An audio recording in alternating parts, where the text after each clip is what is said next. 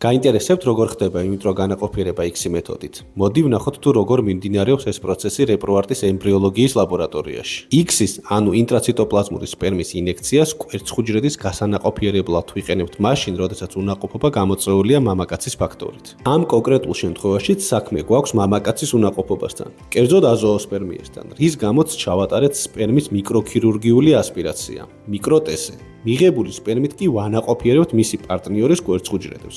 მამაკაცი პაციენტი არის 45 წლის, ხოლო ქალი 38 წლის. მიკროსკოპის სამუშაო მაგიდაზე სპეციალურ ჭურჭელში მოთავსებულია კვერცხუჯრედი. პარალელურად ძალიან პატარა ზომის ნატიფი დამუშავების მინის მიკროპიპეტით ვიღებთ ერთ ცალ სპერმატოზოიდს და პირდაპირ კვერცხუჯრედის ციტოპლაზმაში ვათავსებთ. X-ის გამოყენებით კვერცხუჯრედს და სპერმატოზოიდს განაყოფიერებისთვის საუკეთესო პირობა შევუქმნით. აღსანიშნავია, რომ X-ის წარმატება ემბრიოლოგის ცოდნასა და გამოცდილებაზეა დამოკიდებული. პროცედურიდან გარკვეული დროის შემდეგ ვამოწმებთ თუ რამდენი კვერცხუჯრედი განაყოფიერდა და მომდევნო ეტაპზე ვაკვირდებით მათ განვითარებას.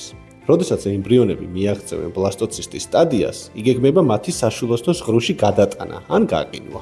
ემბრიონის გადატანიდან 12 დღეში კი ველოდებით ორსულობის დადასტურებას.